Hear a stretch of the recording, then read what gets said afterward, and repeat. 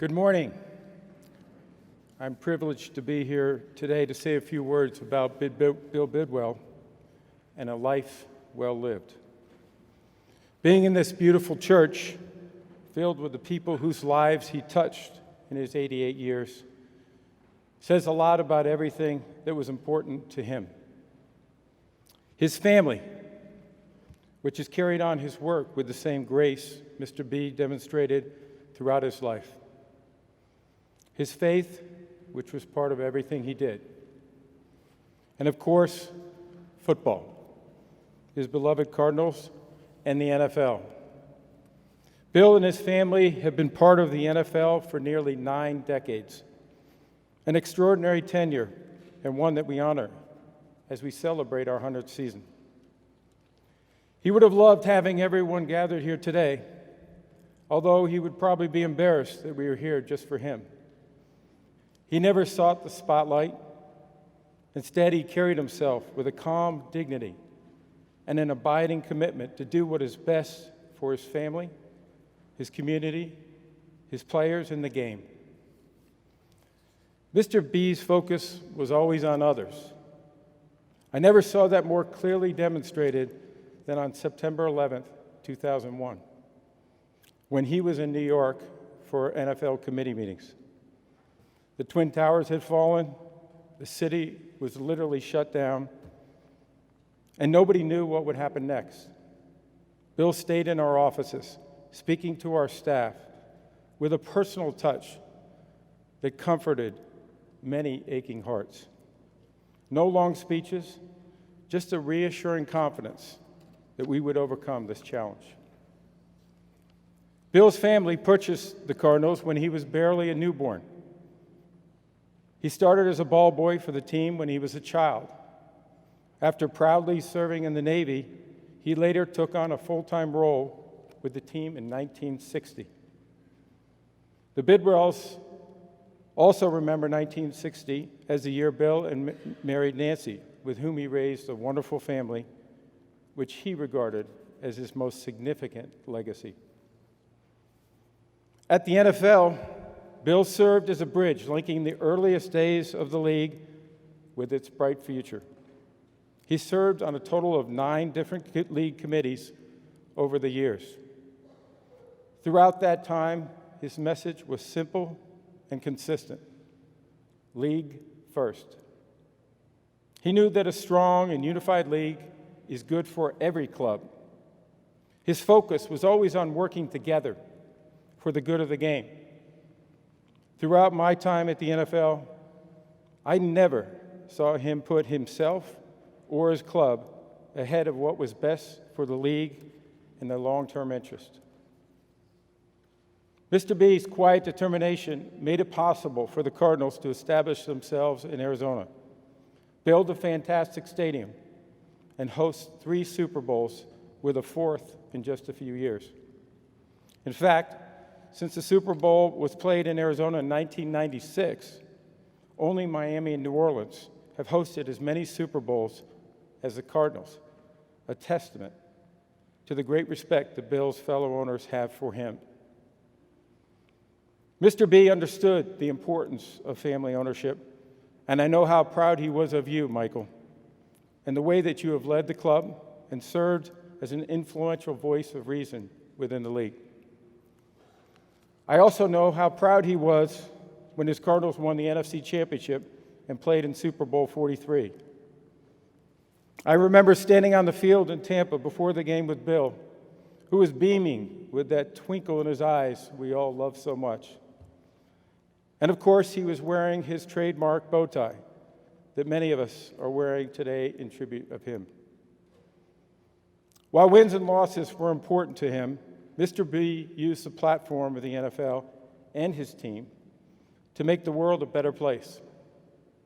He was a leader in embracing diversity. He recognized that talent was not bound by race, gender, or age. He knew that because he saw his mother serve as the first female owner of a sports team. And under her ownership, the Cardinals won an NFL championship. Mr. B didn't just talk about diversity as a distant ideal. He acted to make it so. The Cardinals employed the first African-American female executive in the NFL, and the first NFL team to have an African-American head coach and general manager at the same time. Embracing diversity and looking out for others were just some of the values he lived every day as part of his deep faith, which was recognized in 2010 when he was inducted into the Sports Faith Hall of Fame in Lake Forest, Illinois. As Patrick McCaskey, the grandson of George Hallis and chairman of the Hall's advisory group, said, Bill was honored, quote, for his contributions to charity, which he has conducted in a very quiet, very generous manner. By the way, Virginia McCaskey and her family are traveled here all the way from their game in London on Sunday to be here to pay tribute to the Bidwill family and being lifelong friends with Bill. A great thing between two wonderful families. I read in the Arizona Republic feature last week that it is a fitting tribute to Bill's life. In the mid-1990s, he was approached by Sister Martha Carpenter, who we met a few minutes ago, the principal of St. Peter Indian Mission School about 30 miles south of Phoenix. The roof of the school and the convent was in desperate need of repair. She recalled the rain literally poured down on her and the other nuns one night while they were watching TV. It is not reported whether they were watching the Cardinals, but Sister Martha, my belief in you tells me that was true also. She had met Mr. B once, and he told her, call me if you need anything. She said later, boy, did he live to regret that.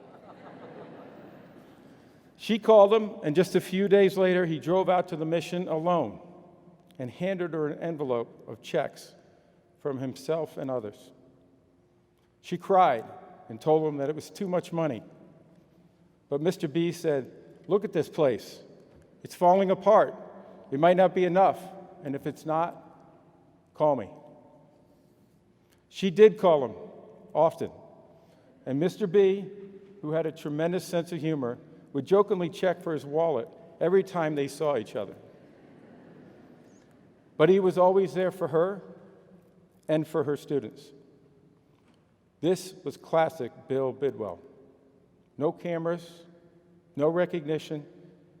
He just did it because it was the right thing to do. Sister Martha told the writer that she was reluctant to tell the story. She said, Mr. Bidwill probably won't be too happy with me talking so much about the way he is. He's one of those people, which is rare these days, who believes in good for goodness sake. That's his secret. He doesn't ask for anything in return. And Sister Martha, you were right. Bill left us all with more than we could ever give him. Mr. B, I know that I speak for everyone when I say thank you for your contributions to our league and for all you did for us along the way. You lived the values that have carried the NFL through its first century, values of sportsmanship, putting the game and players first, and of serving your community because it's the right thing to do. We will all miss you greatly, but you left a path for all of us to follow. We will always remember you and strive to carry on your legacy of a life well lived.